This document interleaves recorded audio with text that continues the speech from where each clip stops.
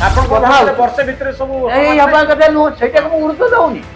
ଆମେ ଗୁରୁତ୍ୱ ଦବା ଗୋଟେ ରାଜ୍ୟ ସରକାର। ରାଜ୍ୟ ସରକାର ପ୍ରାଇମେରୀ ଡ୍ୟୁଟି କଣ ହଉଛି? ପ୍ରାଇମେରୀ ଡ୍ୟୁଟି ହଉଛି ରାଜ୍ୟର ଶାସନ ବ୍ୟବସ୍ଥା, ଆଇନ ଶୃଙ୍ଖଳା ବ୍ୟବସ୍ଥାକୁ ଧନଜୀବନ ଲୋକମାନଙ୍କୁ ନିରାପଦ ରଖିବା। Primary duty. 2 ବର୍ଷ ଭିତରେ କିଛି ପରିବର୍ତ୍ତନ ଲକ୍ଷ୍ୟ କରିପାରୁନାହାନ୍ତି? କଣ ସରକାରର ଭଲ କଥା କିଛି ଆପଣ ଦେଖିପାରୁନାହାନ୍ତି? ମୁଁ କହିବି ଭଲ କଥା, ପ୍ରଥମ ବର୍ଷ ନମ୍ବର 1 ଭଲ କଥା ହେଇଥିଲା ଯେ ଚାଷୀ ମାନଙ୍କୁ ମୁଁ ଗୋଟା ବହୁତ ତାର ବଡ ସମର୍ଥକ, ସେ 3100 ଟଙ୍କା ଦେବେ ବୋଲି କହିଲେ ଏବଂ ଦେଲେ ମଧ୍ୟ। କିନ୍ତୁ ଏଥର ଦେଖାଗଲା ଯୋଉ ଟୋକନ ଏଥରକ ଯାହାର ଯେତିକି ଜମି ଧାନ ହେଇଛି ସେତିକି ଆଉ ଟୋକନ ଦେଲେନି। 50% କମି 50% ଲେଖା ଧାନ ଲୋକଙ୍କ ପାଖରେ ଅଛି, ସେ ବିକି ପାରିଲେନି, ଏଇ ମୂଲ୍ୟରେ ବିକି ପାରିଲେନି। ଏ ବର୍ଷ କଣ ହବ ତାର ମଧ୍ୟ ସନ୍ଦେହ ହଉଛି, ଚାଷୀମାନେ ଯଦି ସନ୍ତୁଷ୍ଟ ରହିଲା। ଦ୍ୱିତୀୟ କଥା ଦେଖନ୍ତୁ, ଆଉ ଗୋଟେ ବଡ କଥା ହେଲା, ମୁଁ କହିଥିଲି ବଡ କଥା, ଚାରିଦ୍ୱାର ଖୋଲିଦେଲେ, ଗଣ୍ଠି ମଣ୍ଠି ଆରମ୍ଭ ରତ୍ନ ଭଣ୍ଡାର ହେଲା, ଭିଡ କମୁଛି। କିନ୍ତୁ ରତ୍ନ ଭଣ୍ଡାର ଚାବି ଯୋଉ ନଉ କମିଶନ ବସା, ସେ କମିଶନ ରିପୋର୍ଟ କାହିଁ ବାହାରୁନି? ବରହମପୁର ଏତେ ବଡ ଘଟଣା ହେଲା, ତାର କମିଶନ ରିପୋର୍ଟ କାହିଁ ବାହାରୁନି? ଆପଣ ମତେ କୁହନ୍ତୁ ଦିଜା, ମୁଁ ବୁଝିପାରୁନି କଣ ଏଇ ଶାସନ କଣ। ଏବଂ ସେ ବର୍ତ୍ତମାନ କହିଲେଣି ଲକ୍ଷ୍ମୀନାଥ ସରସ୍ୱତୀ କମିଶନ ରିପୋର୍ଟ ବାହାରୁନି। ଏ ବର୍ତ୍ତମାନ ଆଇନ ମନ୍ତ୍ରୀ କହିଲେଣି କମିଶନ ରିପୋର୍ଟ ମୁଖ୍ୟମନ୍ତ୍ରୀ ଅଫିସକୁ ଗ୍ୟାପ୍ ହେଇଯାଉଛି। ଏବଂ ଏଇ କଥା କରିଦେଲେ ମଧ୍ୟ ଆଇନ ତଥାପି ଦୁର୍ନୀତି କମୁନି। କାହିଁକି? ଦୁର୍ନୀତି ନ କମିବାର କାରଣ ହଉଛି, ଦୁର୍ନୀତି ସେତିବେଳେ କମିବ ଯେତେବେଳେ ରାଜନୈତିକ ସ୍ତରରେ ଦୁର୍ନୀତି କମିବ। ନମସ୍କାର ଦର୍ଶକ ବନ୍ଧୁ, ଗତ ବର୍ଷ ଯେତେବେଳେ ସରକାରକୁ ଗୋଟିଏ ବର୍ଷ ପୂରିଥିଲା, ସେତେବେଳେ ରବି ବାବୁଙ୍କର କମେଣ୍ଟକୁ ନେଇ ବହୁତ ଚର୍ଚ୍ଚା ହଉଥିଲା। ସେତେବେଳେ ପ୍ରଶ୍ନ ଉଠିଥିଲା ଯେ ସରକାରର ଗୋଟିଏ ବର୍ଷ ପୂରଣ ହେବା ପାଇଁ ଯାଉଛି, ଆପଣ କେତେ ମାର୍କ ଦେବେ? ରବି ବାବୁ ସେତେବେଳେ କହିଥିଲେ ମୁଁ ଫାର୍ଷ୍ଟ କ୍ଲାସ୍ ଦେବି, ଅର୍ଥାତ୍ 60% ମାର୍କ।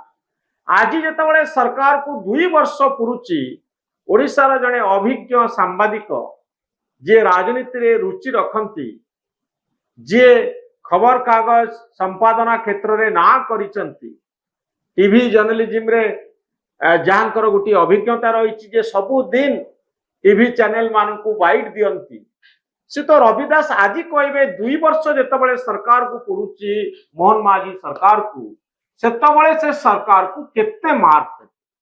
ନାଇଁ ମୁଁ ଦେଖନ୍ତୁ, ମୁଁ ମୋହନ ମାଝୀଙ୍କ ବିଷୟରେ କହିଥିଲି। ମୋହନ ମାଝୀଙ୍କ ବର୍ଷେ ପିଲା, ମୁଁ କହିଲି ଆମେ ଫାର୍ଷ୍ଟ କ୍ଲାସ୍ ଦେବି, ମୁଁ ସୁପର ଫାର୍ଷ୍ଟ କ୍ଲାସ୍ ଦଉନି। କାହିଁକି ସେ ଆସିକି ଗୋଟେ ନୂଆ ଜିନିଷ ଗୋଟେ ଆରମ୍ଭ କଲେ, ମୁଁ ବହୁତ, ମତେ ସେଟା ବି ବହୁତ ଆପ୍ରିସିଏଟ୍ ଲାଗିଥିଲା। ଆମେ ଗଲା 24 ବର୍ଷ ମୁଖ୍ୟମନ୍ତ୍ରୀ ଦେଖୁଥିଲେ, ମୁଖ୍ୟମନ୍ତ୍ରୀ ଲୋକକୁ ଯାଇପାରୁନଥିଲେ, ମୁଖ୍ୟମନ୍ତ୍ରୀ ବହୁତ ଦୂରରେ, ଲୋକ ଭାବୁଥିଲେ ମୁଖ୍ୟମନ୍ତ୍ରୀ ବହୁତ ଦୂରରେ, ମୁଖ୍ୟମନ୍ତ୍ରୀ ଭେଟିବା ଗୋଟେ ସ୍ୱପ୍ନ କରି ଦେଖିଲା ଭଳିଆ ଲାଗୁଥିଲା ଲୋକଙ୍କୁ। କିନ୍ତୁ ଇଏ ଗୋଟେ ମୁଖ୍ୟମନ୍ତ୍ରୀ, ଯେ ଲୋକଙ୍କୁ ଭେଟୁଛନ୍ତି, ଆସୁଛନ୍ତି, ଲୋକ କଥା ଶୁଣୁଛନ୍ତି, ଏବଂ ସେ ଅନୁସାରେ ମଧ୍ୟ ସେ ଲୋକଙ୍କ ମୁଖ୍ୟମନ୍ତ୍ରୀ ହେବା ପାଇଁ ଗୋଟେ ପ୍ରୟାସ କଲେ। ଖାଲି ସେଇ ଦିଗରେ ନୁହେଁ, ସେ ଯୋଉ କଥା କେତେ ଗୁଡିଏ କଥା ନିର୍ବାଚନରେ ଯୋଉ ପ୍ରତିଶ୍ରୁତି ଦିଆଯାଇଥିଲା, 2-4ଟି ଘଟଣା ମଧ୍ୟ ଭଲ ଭାବରେ କଲେ। ଏବଂ ସବୁଠୁ ବଡ କଥା ହଉଛି, ଏବେ କଣ ଠିକ ଅଛି? ବଡ କଥା, ଆହୁରି ବଡ କଥା ହଉଛି, ଓଡିଶା ଭଳିଆ ରାଜ୍ୟରେ ସାମନ୍ତବାଦୀ ରାଜନୈତିକ ପ୍ରଶାସନିକ ବ୍ୟବସ୍ଥା ଯୋଉଠି ଅଛି, ସେ ଜଣେ ଆଦିବାସୀ ଲୋକ ନିର୍ବାଚନ ପରେ ରାଜ୍ୟର ମୁଖ୍ୟମନ୍ତ୍ରୀ ହେବା, ମୁଁ ବହୁତ ସେଥିରେ ଉତ୍ସାହିତ ହେଇଥିଲି। ମୁଁ କହିଲି ଗୋଟେ ନୂଆ ପଦକ୍ଷେପ। ମୁଁ ପ୍ରଥମ ବର୍ଷରେ ଭାବିଲି ସେ ଯୋଉଭଳି ଭାବରେ ତାଙ୍କର ଦୃଷ୍ଟିଭଙ୍ଗୀ ଥିଲା, ମୁଁ ଭାବୁଥିଲି ସେଇଟା ଆଗକୁ ଯିବା କଥା। କିନ୍ତୁ ଦ୍ୱିତୀୟ ବର୍ଷରେ ମୋର ତାଙ୍କର ମାନେ ସରକାର ବିଷୟରେ, ଯେ ସରକାରଙ୍କ ସଫଳତା ନେଇ ସାଧାରଣ ବି ଲୋକଙ୍କର ପ୍ରଶ୍ନ ଉଠୁଛି, ମୋ ମନ ଭିତରେ ଜଣେ ସାମ୍ବାଦିକ ମାର୍କ କେତେ ଦଉଛନ୍ତି? ଶୁଣନ୍ତୁ, ମୁଁ ବର୍ତ୍ତମାନ ଗଲା ବର୍ଷ ଯାହା ମାର୍କ ଦେଇଥିଲି, ଏଇ ବର୍ଷ ଏଇ ମାର୍କ ଦେଇପାରୁନି ଏ ସରକାରକୁ। କେତେ ମାର୍କ ଦଉଛନ୍ତି? କିନ୍ତୁ କଥା ହଉଛି ଫାର୍ଷ୍ଟ କ୍ଲାସ୍ ପାଇବ କି ନାହିଁ ସରକାର? ନାଇଁ, ମୁଁ ଦେଇପାରୁନି ପରା, ମୁଁ କହିଲି ଏଇସା ଦେଇପାରୁନି।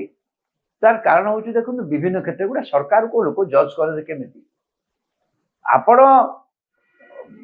ବିନିଯୋଗ ଆସୁଛି, ବଡ ବଡ କମ୍ପାନୀ ମାନେ ଆସୁଛନ୍ତି, ଗଲା ସରକାର ବି ଆସୁଥିଲା, ଆଉ ଟିକେ ବଢି ଯାଇଛି।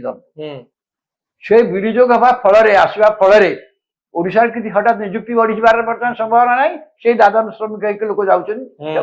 ଆପଣଙ୍କ କଥା ବର୍ଷେ ଭିତରେ ସବୁ ଏଇ ହବା କଥା ନୁହଁ, ସେଇଟାକୁ ମୁଁ ଗୁରୁତ୍ୱ ଦଉନି। ଆମେ ଗୁରୁତ୍ୱ ଦବା ଗୋଟେ ରାଜ୍ୟ ସରକାରକୁ। ରାଜ୍ୟ ସରକାର ପ୍ରାଇମେରୀ ଡ୍ୟୁଟି କଣ ହଉଛି? ପ୍ରାଇମେରୀ ଡ୍ୟୁଟି ହଉଛି ରାଜ୍ୟର ଶାସନ ବ୍ୟବସ୍ଥା, ଆଇନ ଶୃଙ୍ଖଳା ବ୍ୟବସ୍ଥାକୁ ଧନଜୀବନ ଲୋକମାନଙ୍କୁ ନିରାପଦ ରଖିବା, ଫାର୍ଷ୍ଟ ପ୍ରାଇମେରୀ ଡ୍ୟୁଟି।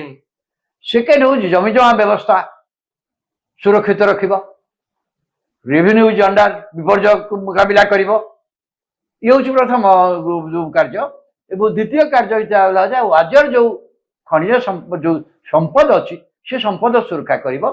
এবং চতুর্থ যোଉটা কହୁଛି গুরুত্বপূর্ণ ଆପଣ ଜାଣିଛନ୍ତି ସବୁବେଳେ ଯେକୌଣସି ରାଜ୍ୟ ସରକାର ପାଇଁ ଗୁରୁତ୍ୱପୂର୍ଣ୍ଣ ଓଡ଼ିଶା ପାଇଁ ଆହୁରି ଗୁରୁତ୍ୱପୂର୍ଣ୍ଣ ସବୁ ଶିକ୍ଷା ସ୍ୱାସ୍ଥ୍ୟ ଏ ଚାରିଟା ଏକ ଦିଗରେ ଏମାନଙ୍କର କିଛି ଯୁଗାନ୍ତକାରୀ ଭୂମିକା ନେଇପାରି ନାହାନ୍ତି ଆପଣ ଦେଖିପାରୁନା ନାଇଁ ମୁଁ ଦେଖିପାରୁନି କଣ ମୁଁ ଦେଖୁଛି ଆଇନ ଶୃଙ୍ଖଳା କ୍ଷେତ୍ରରେ ଆଜି ତ ଦେଖୁଛୁ କାଲି ଡିଜି ନିଷ୍ପତ୍ତି କଲେ ଆଇନ ଶୃଙ୍ଖଳା ଅବସ୍ଥା ଖରାପ ହୋଇଥିବାରୁ ପ୍ରତି ବରିଷ୍ଠ ଅଧିକାରୀ ମାନଙ୍କୁ ଏଡିଜି ରାଙ୍କର ଅଧିକାରୀ ମାନଙ୍କୁ ଆଇପିଏସ୍ ଅଫିସର ମାନଙ୍କୁ ବିଭିନ୍ନ ଜିଲ୍ଲା ଦାୟିତ୍ୱ ଦେଇଛନ୍ତି ଆପଣ ଦେଖିଛନ୍ତି ଆଜି ବାହାରିଛି ଦେଖିଛନ୍ତି ନା ନାଇଁ କାହିଁକି ଦେଇଛନ୍ତି ବିକଜ ଆଇନ ଶୃଙ୍ଖଳା ଅବସ୍ଥାର ଡିଟୋରିଏସନ ହେଇଛି ସରକାର ତ ନିଜେ ମାନୁଛନ୍ତି ଦ୍ୱିତୀୟ କଥା ହଉଛି ଆପଣ ଦେଖନ୍ତୁ ଆପଣ ଶିକ୍ଷା ବ୍ୟବସ୍ଥାରେ ଆମେ କଣ ଦେଖିବା ଶିକ୍ଷା ଗୋଦାବରୀ ହଉଛି ଶିକ୍ଷା ହଉଛି କିନ୍ତୁ ଗୋଦାବରୀ ଓଡ଼ିଶାରେ ନୀତି ଆୟୋଗ ଯୋଉ ସର୍ଭେ କରୁଛି ଦେଖୁଛି ଯେ ଓଡ଼ିଶାର ଅଧିକାଂଶ ସେ ଯୋଉ ସ୍କୁଲ ଶିକ୍ଷାନୁଷ୍ଠାନରେ ଜାତୀୟ ସ୍ତରରେ ମଧ୍ୟ ସେୟା ଓଡ଼ିଶାରେ ମଧ୍ୟ ଅଧିକାଂଶ 70-80% ଶିକ୍ଷକକୁ ଅନୁପଯୁକ୍ତ ଲୋକ ଶିକ୍ଷକ ଅଛନ୍ତି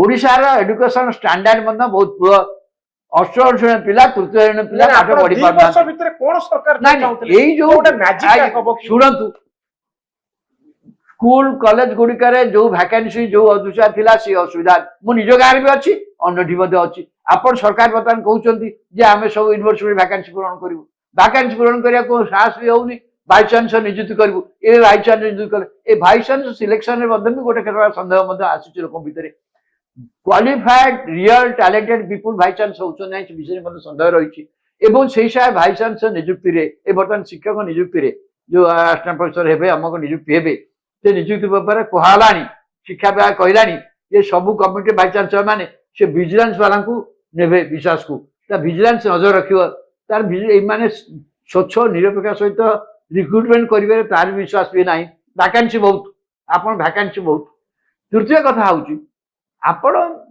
ସ୍ୱାସ୍ଥ୍ୟ କ୍ଷେତ୍ରରେ ମଧ୍ୟ ଦେଖନ୍ତୁ ସ୍ୱାସ୍ଥ୍ୟ କ୍ଷେତ୍ରରେ ଏମାନେ କଲେ ମଧ୍ୟ କଣ ଗୋପବନ୍ଧୁ କଲେ ଆୟୁଷ୍ମାନ ଭାରତ ଅଛି ସେ ସରକାରୀ ଶାସନରେ ମାଗଣା ସ୍ୱାସ୍ଥ୍ୟ ସୁବିଧା ମିଳୁଛି କିନ୍ତୁ ବିଜୁ ସ୍ୱାସ୍ଥ୍ୟ କଲ୍ୟାଣ ଯେତିକି ସୁବିଧା ଲୋକ ପାଉଥିଲେ ସେତିକି ସୁବିଧା ବର୍ତ୍ତମାନ ଟିକେ କମି ଯାଇଛି ଲୋକଙ୍କର କିନ୍ତୁ ଅଚେତନ ହେବେ ବୋଲି ମୁଁ କହିବି କିନ୍ତୁ ମୁଁ କହିଲି ଖଣିଜ ସମ୍ପଦ ନିଜେ ଖଣିଜ ସମ୍ପଦ କ୍ଷେତ୍ରରେ ନିଜେ ଆଡିସନାଲ ଚିଫ୍ ସେକ୍ରେଟାରୀ ଯିଏକି ଖଣି ବିଭାଗ ସଚିବ ମଧ୍ୟ ଅଛନ୍ତି ସେ ଲେଖିଲେ ଖଣି ବିଭାଗ ନିର୍ଦ୍ଦେଶ କଣ ଲେଖିଲେ ଯେ ବ୍ୟାପକ ବେଆଇନ ଖଣି କାରବାର ଚାଲିଛି ରାଜ୍ୟରେ କଣ କଣ ଖଣି ବେଆଇନ ଖଣି କାରବାର ଅଛି ଆକୁ କଠୋର ହୁଅ ଦୃଷ୍ଟି ଦିଅ ମୁଁ ଯୋଉ କଥା 2010ରେ ସୁପ୍ରିମକୋର୍ଟ ଗଲାବେଳେ ଯୋଉ ଯୋଉ ବେଆଇନ ଖଣି କାରବାର କଥା କହୁଥିଲି ଆଜି ମଧ୍ୟ ସେଟା ଅଛି ତାର ତ କି ସରକାର ହେଲା କିନ୍ତୁ ଆମେ ଖଣି ନିଲାମ ବଢୁଛି ପ୍ରତିଦିନ ଖଣି ନିଲାମ ହଉଛି ଏବେ ବି 11ଟା ଖଣି ନିଲାମ ହବ ଖଣି ନିଲାମ ହବ ବେଆଇନ ଖଣି କାରବାର ଆପଣ ବାଲିର ଦୃଶ୍ୟ କଣ ଗୋଡିର ଦୃଶ୍ୟ କଣ ସେଇ ବାଲି ମାଫିଆ ମାନଙ୍କର ରାଜୁତି ଏବେ ବି ଅଛି ତେଣୁ ଏଇ ଯୋଉ ଜିନିଷ ଏଇ ଯୋଉ ପରିବର୍ତ୍ତନ ହବା କଥା ହେଲା କି 2 ବର୍ଷ ଭିତରେ କିଛି ପରିବର୍ତ୍ତନ ଲକ୍ଷ୍ୟ କରିପାରୁନାହାନ୍ତି କଣ ସରକାରର ଭଲ କଥା କିଛି ଆପଣ ଦେଖିପାରୁନାହାନ୍ତି ମୁଁ କହିଲି ଭଲ କଥା ପ୍ରଥମ ବର୍ଷ ନମ୍ବର 1 ଭଲ କଥା ହେଇଥିଲା ଯେ ଚାଷୀ ମାନଙ୍କୁ ମୁଁ ଗୋଟା ବହୁତ ତାର ବଡ ସମର୍ଥକ ଯେ 3100 ଟଙ୍କା ଦେବେ ବୋଲି କହିଲେ ଏବଂ ଦେଲେ ମଧ୍ୟ କିନ୍ତୁ ଦେଖନ୍ତୁ 31 ଟଙ୍କା ଦେଇଦେଲେ ତାପରେ ତାର ଏମଏସପି ବଢି ବଢି ଗଲା ସେ ଅନୁସାରେ କାଟିଲେ କିନ୍ତୁ ଏଥର ଦେଖାଗଲା ଯୋଉ ଟୋକନ ଏଥରକ ଯାହାର ଯେତିକି ଜମି ଧାନ ହେଇଛି ସେତିକି ଆଉ ଟୋକନ ଦେଲେନି 50% କମ 50% ଲେଖା ଧାନ ଲୋକଙ୍କ ପାଖରେ ଅଛି ସେ ବିକି ପାରିଲେନି ଏଇ ମୂଲ୍ୟରେ ବିକି ପାରିଲେନି ଏ ବର୍ଷ କଣ ହବ ତାର ମଧ୍ୟ ସନ୍ଦେହ ହଉଛି ଚାଷୀ ମାନେ ଭିତରେ ସନ୍ତୋଷ ରହିଲା ଦ୍ୱିତୀୟ କଥା ଦେଖନ୍ତୁ ଆଉ ଗୋଟେ ବଡ କଥା ହେଲା ମୁଁ କହିଥିଲି ବଡ କଥା ଚାରି ଦ୍ୱାର ଖୋଲିଦେଲେ ଗଣ୍ଠି ମଣ୍ଠି ଆରମ୍ଭ ରତ୍ନ ଭଣ୍ଡାର ହେଲା ଭିଡ କମୁନି କିନ୍ତୁ ରତ୍ନ ଭଣ୍ଡାର ଚାବି ଯୋଉ ନଉ କମିଶନ ବସ୍ତା ସେ କମିଶନ ରିପୋର୍ଟ କାହିଁ ବାହାରୁନି ବରହମପୁର ଏତେ ବଡ ଘଟଣା ହେଲା ତାର କମିଶନ ରିପୋର୍ଟ କାହିଁ ବାହାରୁନି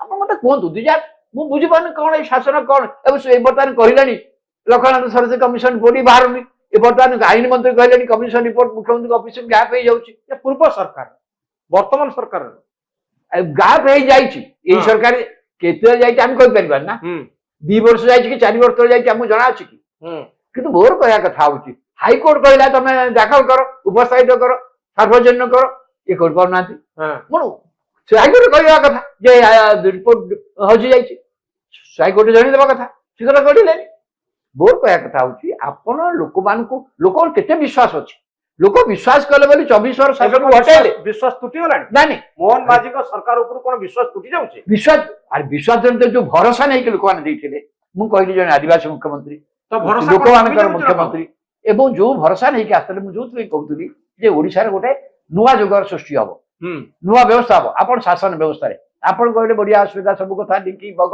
ନାନୀ କଥା କୁହାଗଲା।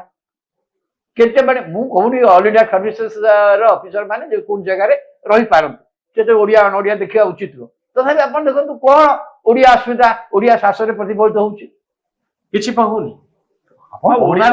ଓଡ଼ିଆ ପକ୍ଷ ପାଳନ କରାଯାଉଛି, ଓଡ଼ିଆ ପକ୍ଷ ସେ ମୋର କଥା ହଉଛି ସେଇ ପକ୍ଷ ପାଳନ ଉତ୍ସବରେ ଆପଣ ଅଧିକାଂଶ ଦେଖୁଛନ୍ତି ସେଲିବ୍ରେସନ ଅଛନ୍ତି। ଏଇଟା ସେଲିବ୍ରେସନ କଥା ହଉଛି, ଏଇଟା ବାସ୍ତବତା କଥା, ଲୋକ ଫରକ ଫିଲ୍ କରିବା କଥା। ଆପଣ ଯେମିତି କହିଲି ଭ୍ରଷ୍ଟାଚାର, ଏ ସରକାର ସବୁଠୁ କିନ୍ତୁ ବଡ ସଫଳତା ମୁଁ ଯୋଉଠି ମୋହନ ମାଝୀକି ପୂର୍ବ ସରକାର ଅପେକ୍ଷା 100 ଥର ସଲାମ କରିବି, ସେ ହଉଛି ଭିଜିଲାନ୍ସ ଯାହା କରୁଛି। ଭିଜିଲାନ୍ସ ଏ ସରକାର ଅମଳରେ କିଛି ଦୃଷ୍ଟାନ୍ତକାରୀ କାର୍ଯ୍ୟକ୍ରମ କରୁଛି। ଏবার ଦେଖିବେ ଦୃଷ୍ଟାନ୍ତକାରୀ କାର୍ଯ୍ୟକ୍ରମ 62-64 କେସ୍ ତ ଧରିଛନ୍ତି, ବଡ କଥା ନୁହେଁ। ବଡ ବଡ ଏଭଳି ଲୋକମାନଙ୍କୁ ଧରିଛନ୍ତି ଯୋଉମାନଙ୍କୁ କୋଟି କୋଟି ଟଙ୍କାର ସମ୍ପତ୍ତି ପ୍ରପର ସବୁ ଆଦାୟ ହେଇଛି ଏବଂ ଆକୁ ରୋକୁନାହାନ୍ତି, ଏହାକୁ ମୁଖ୍ୟମନ୍ତ୍ରୀ ରୋକୁନାହାନ୍ତି। ପ୍ରମାଣ କରୁଛି ଯେ ବିଜେପି ସରକାରରେ ଦୁର୍ନୀତି କମିଛି ବୋଲି। ନାଇଁ ନାଇଁ, ଏ ଦିଗରେ ଗୋଟେ ଲଗାମ ଛଡା ଅନୁମତି ବା ସୁବିଧା ଭିଜିଲାନ୍ସକୁ ଦିଆଯାଇଛି ଆଉ ଭିଜିଲାନ୍ସ ଦକ୍ଷତା ସହିତ, କିନ୍ତୁ ସେଇ ଅନୁସାରେ ଆଇନ ଶୃଙ୍ଖଳା ବ୍ୟବସ୍ଥା ସେଇଆ ହଉଛି କି ନାଇଁ। ଏବଂ ଏଇ କଥା କରିଦେଲେ ମଧ୍ୟ ଆଇନ ତଥାପି ଦୁର୍ନୀତି କମୁନି। କାହିଁକି ଦୁର୍ନୀତି ନ କମିବାର କାରଣ ହଉଛି ଦୁର୍ନୀତି ସେତେବେଳେ କମିବ ଯେତେବେଳେ ରାଜନୈତିକ ସ୍ତରରେ ଦୁର୍ନୀତି କମିବ। ରାଜନୈତିକ ସ୍ତରରେ ଦୁର୍ନୀତି କମୁଛି କି? ଅଛି ନା ନାଇଁ? ରାଜନୈତିକ ସ୍ତରରେ ଦୁର୍ନୀତି କମୁଛି କି? ଆପଣ କମୁଛି ନା ବଢୁଛି? ଆପଣ ନିଜେ କହୁନାହାନ୍ତି। ରାଜନୈତିକ ସ୍ତରରେ ବର୍ତ୍ତମାନ ଯୁଆଡେ ଯିବେ ଯୋଉଠିକି ଯିବେ ଗାଁ ଗହଳିରେ ଲୋକମାନେ କହୁଛନ୍ତି, ଶାସନ ବ୍ୟବସ୍ଥାରେ ଯୋଉମାନେ ଅଛନ୍ତି, ଶାସନ ସହିତ ଯୋଉମାନେ କାମ କରୁଛନ୍ତି, ତହସିଲ ଅଫିସ ଯାଉଛନ୍ତି, ଅମକ ଅଫିସ ଯାଉଛନ୍ତି, ସେମାନେ କହୁଛନ୍ତି ଏଇ ସରକାରୀ କଳରେ ପୂର୍ବରୁ ଯେପରି ଭାବରେ ବିଜେଡି ଶାସନ ସମୟରେ ଯୋଉ ଧାରା ଥିଲା, ଯୋଉ ପଇସା ଆଦାୟ ଯୋଉ ବଢିଛି, ଏଇଟା ବର୍ତ୍ତମାନ ଯୋଉ କହୁଛନ୍ତି ସେଇଟା ହିଁ ମତେ ଆଶ୍ଚର୍ଯ୍ୟ ଲାଗୁଛି। କିନ୍ତୁ ଯୋଉଟା ହବା କଥା ନୁହେଁ ଏ ସରକାର। ମୁଁ କହିଲି ଖଣି କଥା ଆପଣଙ୍କୁ କହିଲି, ଖଣି କଥା ଆପଣଙ୍କୁ କହିଲି, ଏଇସବୁ ଜିନିଷକୁ ଦେଖିଲେ ମୋର କଥା ଶାସନ ପରିବର୍ତ୍ତନ କଣ ହେଲା? ଆମେ ମୋହନ ମାଝୀଙ୍କୁ ଗୋଟେ ବଡ ଧନ ଶାସନ, ଆଚ୍ଛା କାହିଁକି ମୁଁ ଭାବୁଛି ସେ କରିବାର ଅସୁବିଧା, ସବୁଠୁ ବଡ ଅସୁବିଧା ହଉଛି ଆପଣ 2 ବର୍ଷ ସରକାର ହେଲାଣି, 2 ବର୍ଷ ସରକାର ପରେ ସେ ମନ୍ତ୍ରିମଣ୍ଡଳ ସମ୍ପ୍ରସାରଣ କରିପାରୁନାହାନ୍ତି। ଗୋଟେ 2 ବର୍ଷ ସରକାର ମୁଖ୍ୟମନ୍ତ୍ରୀ ତାଙ୍କ ମନ୍ତ୍ରିମଣ୍ଡଳ ସମ୍ପ୍ରସାରଣ କରିପାରୁନାହାନ୍ତି, ନିଯୁକ୍ତି କରିପାରୁନାହାନ୍ତି। ବଦଳିଲେ ନୁହଁ, ମନ୍ତ୍ରୀ ବଦଳିଲେ। ଦେଖନ୍ତୁ ମନ୍ତ୍ରୀ ଯେତେବେଳେ ଆମେ ହେଇଥିଲେ, ମୁଁ ଆଜି ପର୍ଯ୍ୟନ୍ତ କହୁଛି, ଯେତେବେଳେ ମନ୍ତ୍ରୀ ମାନେ ହେଲେ ଏ ମୁଖ୍ୟମନ୍ତ୍ରୀ ଆଉ ମନ୍ତ୍ରୀ ମାନେ କେନ୍ଦ୍ରୀୟ ନେତୃତ୍ୱ ଦ୍ଵାରା ମନୋନୀତ ହେଇକି ହେଇଛନ୍ତି। ଅଧିକାଂଶ ମନ୍ତ୍ରୀଙ୍କର ଆମର ସମ୍ବିଧାନ ବ୍ୟବସ୍ଥା ଅନୁସାରେ କଣ, ମୁଖ୍ୟମନ୍ତ୍ରୀ ଦଳର ନେତା ଭାବରେ ହୁଅନ୍ତି, ମୁଖ୍ୟମନ୍ତ୍ରୀଙ୍କ ମନୋନୟନ କରି ଅନ୍ୟ ମନ୍ତ୍ରୀ ମାନେ। ତ ଆପଣ କହୁଛନ୍ତି ମୁଖ୍ୟମନ୍ତ୍ରୀ ତାଙ୍କ ମନ ପସନ୍ଦର ମନ୍ତ୍ରୀ ମାନଙ୍କୁ ରଖିପାରୁନାହାନ୍ତି, ରଖି ନାହାନ୍ତି। ଯାହା ଏଇଟା ଅଲ୍ ଇଣ୍ଡିଆ ଦଳ, କେନ୍ଦ୍ରୀୟ ନିଶ୍ଚୟ କେନ୍ଦ୍ରୀୟ ଅନୁମୋଦନ ଦରକାର। କିନ୍ତୁ ମନ୍ତ୍ରୀମଣ୍ଡଳ ସମ୍ପ୍ରସାରଣ ହେଇଥିଲେ କଣ ହେଇଥାନ୍ତା, 2 ବର୍ଷ ଭିତରେ ମୁଖ୍ୟମନ୍ତ୍ରୀଙ୍କର ଯୋଉ ଦକ୍ଷତା ବା ଅଭିଜ୍ଞତା ହେଇଛି, କୋଉ ମନ୍ତ୍ରୀ କୋଉ ବିଭାଗ ଚଲେଇ ପାରୁଛି, କିପରି ଚଲେଇବ, ସେ ବିଭାଗ ଦଳ ବଦଳ କରିପାରିବେ। ଯୋଉମାନଙ୍କ 2 ବର୍ଷ ଭିତରେ ବିଧାନସଭାରେ ବିଧାୟକ ମାନଙ୍କ ଦକ୍ଷତା ସେ ଦେଖିଲେନି, କାହାକୁ ନୂଆ ମନ୍ତ୍ରୀ ନେବେ ସେ ସ୍ଥିର କରିପାରୁ, ସେଇ କେନ୍ଦ୍ରୀୟ ନେତୃତ୍ୱ କରିବ। କିନ୍ତୁ ବର୍ତ୍ତମାନ ସୁପାରିଶଟା କିଏ କରିବ? ସୁପାରିଶଟା ମୁଖ୍ୟମନ୍ତ୍ରୀ କରିବେ, କିନ୍ତୁ ହେଇପାରୁନି। ସେଇଟା ମୁଖ୍ୟମନ୍ତ୍ରୀ, ସେଇଟା ହେଲେ କଣ ହବ, କର୍ପୋରେସନରେ ନିଯୁକ୍ତି ବି ହେଇପାରୁନି। ହେଲେ କଣ, ମୁଖ୍ୟମନ୍ତ୍ରୀଙ୍କ ଯୋଉ କର୍ତ୍ତୃତ୍ୱ ଆଉ ନେତୃତ୍ୱ ସ୍ଥାପିତ ହବ। ମୁଖ୍ୟମନ୍ତ୍ରୀଙ୍କ କର୍ତ୍ତୃତ୍ୱ ନେତୃତ୍ୱ ଆପଣ ଗଲା ସରକାର ଦେଖିଲେ, ଏ ୱାନ୍ ମ୍ୟାନ୍ ରୁଲ୍ ଭଳିଆ ଚାଲିଥିଲା। ସେ ଭିକେ ପାଣ୍ଡିଆନ କଣ କହିଦେଲା, ଚାରିଆଡେ ଚାଲୁଥିଲା। ମାନେ ଗୋଟେ ନେତୃତ୍ୱର ଯୋଉ ଥାର୍ଡ ଫ୍ଲୋର, ବର୍ତ୍ତମାନ ଥାର୍ଡ ଫ୍ଲୋର କିଏ କହୁଛନ୍ତି? କେହି କହୁନାହାନ୍ତି। କାହିଁ କହିବେ? କାହିଁ ନେତୃତ୍ୱ କର୍ତ୍ତୃତ୍ୱ ସେଠି ନାହିଁ ବୋଲି ଲୋକ ଭାବୁଛନ୍ତି। ପ୍ରତ୍ୟେକ ମନ୍ତ୍ରୀ ଜଣେ ଜଣେ ନେତୃତ୍ୱ, ପ୍ରତ୍ୟେକ ମନ୍ତ୍ରୀ ଗୋଟେ ଭଲ ନା ଖରାପ? ଜଣେ ନେତୃତ୍ୱ ନବ ଭିକେ ପାଣ୍ଡିଆନ? ନାଇଁ ନାଇଁ ନାଇଁ, ଶୁଣନ୍ତୁ ଆଜ୍ଞା, କଣ ହଉଛି ପାୱାର ରହିବାଟା ଭଲ। ଅନେକ ସମୟରେ ଅନେକ କଥାରେ ଯୋଉ ସମ୍ବନ୍ଧ ସ୍ଥାପନ ହବା କଥା ହେଇପାରୁନି। ମୁଖ୍ୟମନ୍ତ୍ରୀଙ୍କ ପାଖରେ ସବୁ ମନ୍ତ୍ରୀ ମାନେ ଯଦି ଆକାଉଣ୍ଟେବୁଲ ନ ହେବେ, ରିଅଲ ମିନିଷ୍ଟର ମଷ୍ଟ ବି ଆକାଉଣ୍ଟେବୁଲ ଟୁ ଚିଫ୍ ମିନିଷ୍ଟର, ହି ଦ ହେଡ୍। ସେଇ ଯୋଉ ଧାରାଟା ବହୁତ ଦରକାର। ସେ ଧାରାଟା କେତେବେଳେ ସ୍ଥାପିତ ହବ? ମନ୍ତ୍ରୀ ସେ ନିଜେ ସିଲେକ୍ଟ କରିନାହାନ୍ତି, ସେ କେନ୍ଦ୍ରୀୟ ନେତୃତ୍ୱ କରିଛି, ମନ୍ତ୍ରୀର ସମ୍ପ୍ରସାରଣ କରିପାରୁନାହାନ୍ତି, ମନ୍ତ୍ରୀ ମାନଙ୍କ ବିଭାଗ ବଦଳ, ଏଇ ଯାକ ଅଫିସର ଜାଣୁନାହାନ୍ତି। ତେଣୁ ଅଫିସର କାହାକୁ ଏଠୁ ନେଇକି ସେଠି ଗଲେ ମଧ୍ୟ ଅଫିସର ମାନେ ସବୁବେଳେ ଅନେଇଥାନ୍ତି ରାଜନୈତିକ ନେତୃତ୍ୱ କେତେ ଶକ୍ତିଶାଳୀ, ରାଜନୈତିକ ରାଜନୈତିକ ନେତୃତ୍ୱ ଏଠି ଶକ୍ତିଶାଳୀ ନୁହେଁ ବୋଲି ଆପଣ କହିବେ? ନେତୃତ୍ୱ ଶକ୍ତିଶାଳୀ ବୋଲି ପ୍ରମାଣିତ ହଉନି। ମୋର କହିବା କଥା ହଉଛି ଅମିତ ଶାହ ପାଖରେ ନେଇକିରି ଅମିତ ଶାହ କଥା, ବେଙ୍ଗଲର ଚିଫ ମିନିଷ୍ଟର ନିଯୁକ୍ତି ବେଳେ ଏଇଟା ଗୋଟେ ବଡ ଅନର। ଆରେ ଅମିତ ଶାହଙ୍କ କଥା ପଡିନି, ଅମିତ ଶାହ ତ ନିଶ୍ଚୟ ଶକ୍ତିଶାଳୀ। ଭାରତବର୍ଷ ମାନେ ମୁଁ ସ୍ୱରାଷ୍ଟ୍ରମନ୍ତ୍ରୀ କହୁଛି ଭାବରେ ମୋହନ ମାଝୀଙ୍କୁ ସାଙ୍ଗରେ ନେଇ ଅମିତ ଶାହ କହିଲେ ଯେ ମୁଖ୍ୟମନ୍ତ୍ରୀ କିଏ ହବ ବେଙ୍ଗଲର? ନାଇଁ, ସିଏ ତ ଏଇଟା ମୋହନ ମୋହନ ମାଝୀଙ୍କ ପ୍ରତି ମୋହନ କେନ୍ଦ୍ର ମାଝୀଙ୍କର ନେତୃତ୍ୱ ନେତୃତ୍ୱ କର୍ତ୍ତୃତ୍ୱ ବଢିଛି ବ୍ୟକ୍ତିଗତ ଭାବରେ, କିନ୍ତୁ ମୋର ରାଜ୍ୟ ଶାସନରେ ତାଙ୍କର ଯୋଉ ନେତୃତ୍ୱ କର୍ତ୍ତୃତ୍ୱ ପ୍ରତିଷ୍ଠିତ ହେବା କଥା ସେଇଟା ପ୍ରତିଷ୍ଠା ହେବା ଦିଗରେ ଦିଟା ଜିନିଷ ନିହାତି ଦରକାର। ମନ୍ତ୍ରିମଣ୍ଡଳ ସମ୍ପ୍ରସାରଣ ବିଭାଗ ଦଳର କ୍ଷମତା ମୁଖ୍ୟମନ୍ତ୍ରୀଙ୍କୁ ଦେବା ଉଚିତ ଏବଂ ମୁଖ୍ୟମନ୍ତ୍ରୀଙ୍କ ହାତରେ ଏଇ କ୍ଷମତା ମଧ୍ୟ ରହିବା ଦରକାର। ଏଇ ଯୋଉ ନିଗମ ଫିଗମ ବିକାଶ ଦଳମାନ ସହିତ ଆଲୋଚନା ହବ, ଦଳ ସରକାର ସହଯୋଗ କିନ୍ତୁ ହବ, ନେତୃତ୍ୱ କିନ୍ତୁ ମୁଖ୍ୟମନ୍ତ୍ରୀ। ନେତୃତ୍ୱ ନହେଲେ ନିଷ୍ପତ୍ତି ଯଦି ମୋର ଆଉ ଗୋଟେ କ୍ୱେଶ୍ଚିନ୍ ଲାଷ୍ଟ କ୍ୱେଶ୍ଚିନ୍ ରହିବ ରବି ବାବୁ। ଭଲ ଦିଗ ଭିତରେ ବହୁତ ବଡ ବଡ ବିଗ୍ ଟିକେଟ ଇନଭେଷ୍ଟମେଣ୍ଟ ଯାହାକୁ କହନ୍ତି ସେଇଟା ମୋହନ ମାଝୀଙ୍କ ସମୟରେ ଓଡିଶାରେ ହବା ପାଇଁ ଯାଉଛି, ଯାହାର ଗୋଟିଏ ପ୍ରଭାବ ପୁରା ଓଡିଶାର ଅର୍ଥନୀତି ଉପରେ ପଡିବା ପାଇଁ ଯାଉଛି। ତ ଏଥିରେ ଆପଣ ଖୁସି କି ନୁହେଁ? ମୁଁ ପ୍ରଥମ ଆରମ୍ଭରୁ କହିଛି ନା ଆପଣଙ୍କୁ, ମୁଁ କହିଲି ଯେ ବିଗ୍ ଇନଭେଷ୍ଟମେଣ୍ଟ ଯୋଉ ଧାରା ଗତ ସରକାର ବେଳେ ମଧ୍ୟ ଆରମ୍ଭ ହେଇଥିଲା ସେଇଟା ବର୍ତ୍ତମାନ ବ୍ୟାପକ ଅଧିକା ବଡ ବାଟ ଯାଇଛି। ଅଧିକା ବଡ ଏବେ ଖୋର୍ଦ୍ଧା ପାଖରେ ଯୋଉ ହଉଛି ଟେକ୍ସଟାଇଲ ସେକ୍ଟର ଯୋଉ ବ୍ୟବହାର ହଉଛି, ଆଉ ନାନା କଥା ହବ, ସେମି କଣ୍ଡକ୍ଟର ହବାକୁ ଯାଉଛି, ଏ ହବ, କିନ୍ତୁ ହେଇକି ତାର ଫ୍ରୁଟଫୁଲ ହେବା ପାଇଁ ହେଲେ ସମୟ ଲାଗିବ ଆପଣ ଯେମିତି କହିଲେ। କିନ୍ତୁ ଓଡିଶାରୁ ଦାଦନ ଶ୍ରମିକ କମୁଛି କି? ଓଡିଶାର ଯୋଉ ଡିସପାରିଟି ଅଛି ସିଏ ଯାଉନି। ମୁଁ କହିବା କଥା ହଉଛି ଓଡିଶା ଲୋକ, ଓଡିଶାରେ ମୁଁ କହିଲି ଯେମିତି କୋଇଲା ଖଣିଜ ସମ୍ପଦ, କୋଇଲା ଖନନ ଚାଲିଛି, ଲୋକମାନଙ୍କ ଅବସ୍ଥା କଣ ହଉଛି ସେ ସବୁ ଅଞ୍ଚଳରେ। ଆପଣ ଦେଖନ୍ତୁ ଇଲେକ୍ଟ୍ରିସିଟି ପ୍ରତିଦିନ ଏତେ ଖରା ଏତେ ଅବସ୍ଥା ଭିତରେ ପ୍ରତିଦିନ ସବୁଆଡେ ଶୁଣିବେ ଘଣ୍ଟା 2 ଘଣ୍ଟା 3 ଘଣ୍ଟା 4 ଘଣ୍ଟା ଧରି ବିଦ୍ୟୁତ କାଟ। କାହିଁକି ହବ? କାହିଁକି ହବ? আর কি জবাব দিনে দিনে ପ୍ରତିଦିନ আর ଜବାବ କିଏ ଦବ? ରବାବୁ ତଥାପି ମୋର ଲାଷ୍ଟ କ୍ୱେଶ୍ଚିନ୍ ରହିବ ଯେ ଆପଣ କେତେ ନମ୍ବର ଦେବେ ଏ ବର୍ଷ? ନାଇଁ ନାଇଁ, ମୁଁ ବର୍ତ୍ତମାନ ନମ୍ବର ଦେବା ଟିକେ ଡରୁଛି। ମୋର ବ୍ୟକ୍ତିଗତ ଭାବରେ ମୋହନ ମାଝୀ ମୁଖ୍ୟମନ୍ତ୍ରୀ ଭାବରେ ଦୃଢ଼ୀଭୂତ ହୁଅନ୍ତୁ, ଶକ୍ତିଶାଳୀ ହୁଅନ୍ତୁ, କାହିଁକିନା ଏଣ୍ଟାୟାର ବିଜେପି ଦଳ ଭିତରେ ମୁଁ ଭାବୁଛି ବର୍ତ୍ତମାନ ହି ଦି ବେଷ୍ଟ ଚଏସ୍। କାହିଁକିନା ସେ ଗୋଟେ ଏଭଳି ଶ୍ରେଣୀକି ରିପ୍ରେଜେଣ୍ଟ କରୁଛନ୍ତି ଯୋଉ ଶ୍ରେଣୀର ଓଡିଶାରେ 24% ଲୋକ ଅଛନ୍ତି ଏବଂ ସେମାନେ ସବୁଠୁ ମାର୍ଜିନାଲାଇଜ ସମାଜ, ସେ ସ୍ୱର୍ଗ ଭିତରୁ ସେ ଆସିଛନ୍ତି ଏବଂ ତାର ମାର୍କ କେତେ ଦେବେ ଏ ଗୋଇଂ ବାଇ ଦ ପରଫର୍ମାନ୍ସ? ମୁଁ ଗଲାଥରକୁ ଯେତିକି ଦେଇଥିଲି ସେ ମାର୍କ ଏବେ ଦେଇପାରୁନି ସରକାରକୁ, 60% ତଳେ ରଖୁଛନ୍ତି। ମୁଁ ବର୍ତ୍ତମାନ ନମ୍ବର ଦେବାକୁ ଚାହିଁବି ନାହିଁ, କିନ୍ତୁ ଏତିକି କଥା କହିବି ମୁଁ ବ୍ୟକ୍ତିଗତ ଭାବରେ ଏ ସରକାର କାର୍ଯ୍ୟରେ ମୁଁ ବହୁତ ଖୁସି ନୁହେଁ। ମୁଁ ଭାବୁଛି ମୋହନ ମାଝୀ ଆଉ ଯଥେଷ୍ଟ ଭଲ କରିବା କଥା, ଯେ ଯାହା କରୁଛନ୍ତି ପ୍ରଥମ ଯେମିତି ଆରମ୍ଭ କରୁଥିଲେ ସେ ଅନୁସାରେ ଆଗକୁ ଯାଉ। 60% ତଳେ ଦେବେ ନା ଉପରେ ଦେବେ? ନା ମୁଁ ବର୍ତ୍ତମାନ ମୁଁ କହିଲି ପରା ସେ ଦେଇପାରୁନି, ମୁଁ ବର୍ତ୍ତମାନ ଏ ମାର୍କ ବଢେଇତେ ପାରିବିନି, ମାର୍କ କମେଇବି କେତେ କମେଇବି ମୁଁ ସେ ଚିନ୍ତା କରୁଛି। ବହୁତ ଧନ୍ୟବାଦ ଶ୍ରୀଯୁକ୍ତ ରବି ଦାସ ଆପଣଙ୍କର ମତାମତ ପାଇଁ। ମୋହନ ମାଝୀଙ୍କ ସରକାର କେତେ ମାର୍କ ପାଇବା ଉଚିତ, ଯଦି ଆପଣ ଭଲ ଭାବରେ ସରକାରଙ୍କର କାର୍ଯ୍ୟକଳାପକୁ ଦେଖୁଛନ୍ତି, ଭଲ କାମ ଦେଖୁଛନ୍ତି, ସରକାରଙ୍କର ତ୍ରୁଟି ବିଚ୍ୟୁତି ଦେଖୁଛନ୍ତି, ତ କେତେ ମାର୍କ ପାଇବା ଉଚିତ ଏ ସମ୍ପର୍କରେ ଆପଣ ମଧ୍ୟ କମେଣ୍ଟ ବକ୍ସରେ ଲେଖନ୍ତୁ ଏବଂ ଆମ ଚ୍ୟାନେଲ ନ୍ୟୁଜ ରୁମକୁ ସବସ୍କ୍ରାଇବ କରନ୍ତୁ, ଆମ ଭଳି ସାମ୍ବାଦିକ ମାନଙ୍କୁ ଉତ୍ସାହିତ କରନ୍ତୁ। ଧନ୍ୟବାଦ, ନମସ୍କାର।